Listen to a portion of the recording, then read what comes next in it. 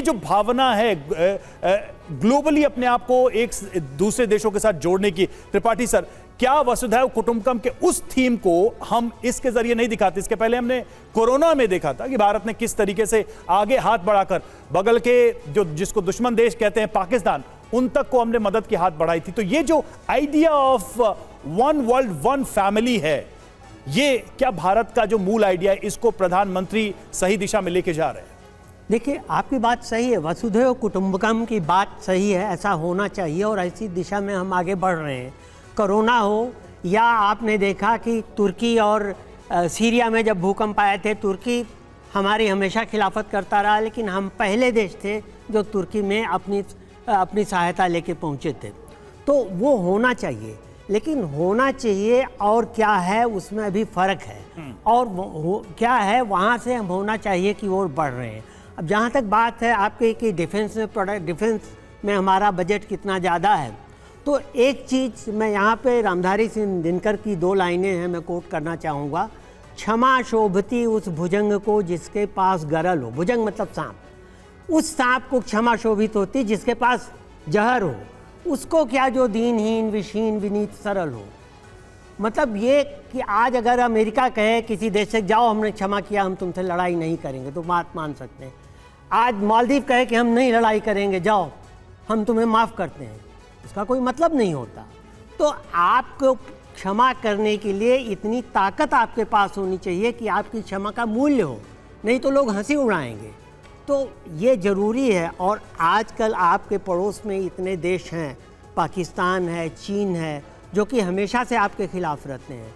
तो आपको, और जो कि सिर्फ हथियारों की और युद्ध की बात समझते हैं या सेना की बात समझते हैं, तो आपको उनके बराबर, पाकिस्तान से तो हम आगे, लेकिन चीन के बराबर होना चाहिए, ताकि चीन को भी ये पता लगे कि कुछ भारत के लिए कहने के पहले 4 बार। सर, अगर इसको बहुत सिंप्लीफाई कर दें तो भारत एक जिम्मेदार देश है और शक्ति जिम्मेदार लोगों या देशों के पास होनी चाहिए, ताकि दुनिया की व्यवस्था बाधित ना हो। गैर जिम्मेदार देशों के हाथ में ताकत आती है तो क्या होता है ये हम सब जानते हैं। और देखिए 15 मिनट रह गया है प्रधानमंत्री के संबोधन का, और भारत TV9 के इस मंच पर अब से ठीक 15 मिनट बाद प्रधानमंत्री नरेंद्र मोदी आने वाले हैं। क्या कहेंगे प्रधानमंत्री, उस पर लगातार हम बातचीत भी कर रहे हैं और उस पर नजरें भी हैं। आप सभी दर्शकों में से किसी के मन में कोई सवाल है हमारे एक्सपर्ट्स से पूछने के लिए, तो वो जरूर हाथ उठाइए, वो सवाल हम लेंगे, उस पर हम अपनी चर्चा को आगे बढ़ाएंगे। लेकिन जिस तरीके से अवधेश जी ये सारी चीजें तो चल रही हैं, डोमेस्टिक फ्रंट पर भी प्राइम मिनिस्टर को बहुत सारे इश्यूज को एड्रेस करना पड़ता है, उनको देखना पड़ता है, वो देश के मुखिया हैं। आपको लगता है कि आज उन विषयों को भी प्रधानमंत्री अपने स्पीच में एड्रेस करेंगे? देखिए, अब इतने बड़े एक टेलीविज़न नेटवर्क पर वो आ रहे हैं, और जिसका TV9 का अपना टेलीविज़न भी और डिजिटल भी है, बहुत व्यापक है, जिसकी उन्होंने एक बार चर्चा भी की थी कि मुझे कहीं जाना होता है तो मैं आपका उस पर देखता हूँ डिजिटल पर और कैसे निकालता हूँ। तो इसका उपयोग वो अवश्य करेंगे। जो इशू है उनमें से बहुत कुछ आएगा, लेकिन मूल बात होता है, देखिए लक्ष्य का। उन्होंने जो सवाल किया पहले उस पर आता हूँ। देखिए जो एकात्म मानव दर्शन दीनदयाल जी का है, जिस पर नरेंद्र मोदी चलते हैं, उसकी पहली पंक्ति है, भूल गए राग रंग भूल गए फकरी, 3 चीज याद रहा नून तेल लकड़ी।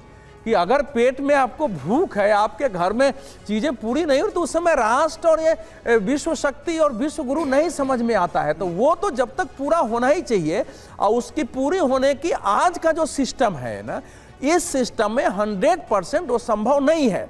तो भारत इस व्यवस्था में जो देश के अंदर है या दुनिया में है, उस व्यवस्था में भी अपने को खड़ा करते हुए व्यवस्था ऐसे बदलने की कोशिश है कि किसी एक व्यक्ति के पास सब कुछ नहीं है, लेकिन अगर 10-20 लोग आपस में सहकारी जीवन जाते हैं तो सबकी आवश्यकताओं की पूर्ति हो सकती है। तो उसी के लिए एक सहकारिता मंत्रालय भी बना, बहुत सारे काम उस पर हो रहे हैं।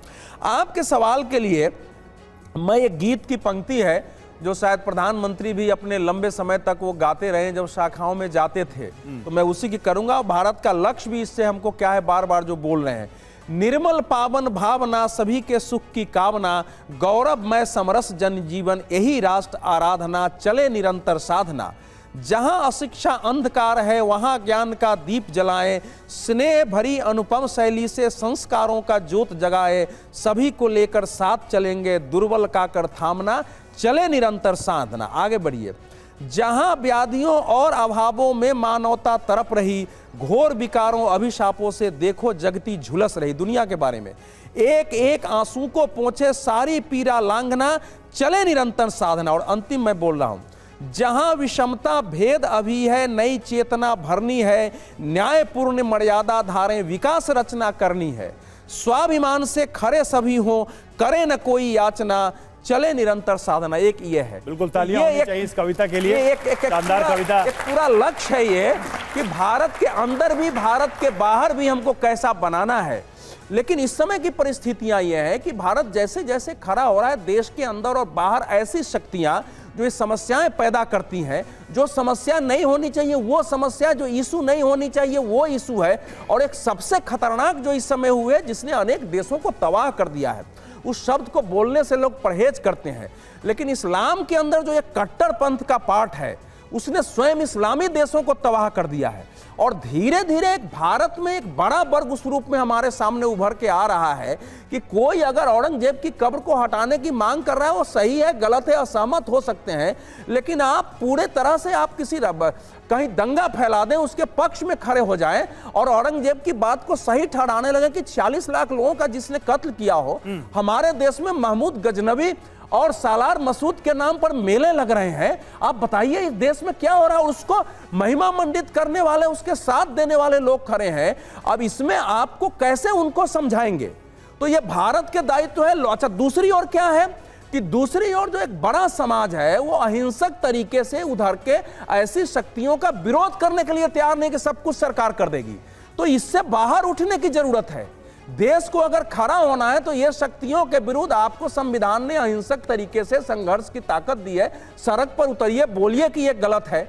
और आप बताइए, जो आदमी इस देश को लूटने आया, सोमनाथ का मंदिर तोड़ा, उसका भांजा उसी रूप में आया। इस और पे यहाँ लग रहा है इस पे तो उदय जी देश बहुत कैसे होगा भाई? सुनिए, 22 करोड़ हमारे देश में मुस्लिम है, उनको छांट के तो देश नहीं चल सकता है कोई। बिल्कुल यही बात है कि भारत का जो सोच है तो कैसे मुख्य धारा में आएंगे? भारत का जो ताना बाना है प्रधानमंत्री के तौर पर, उनकी एक बहुत बड़ी जिम्मेदारी होती है कि इस ताने बाने को बनाए रखते हुए इस देश को आगे ले जाना है।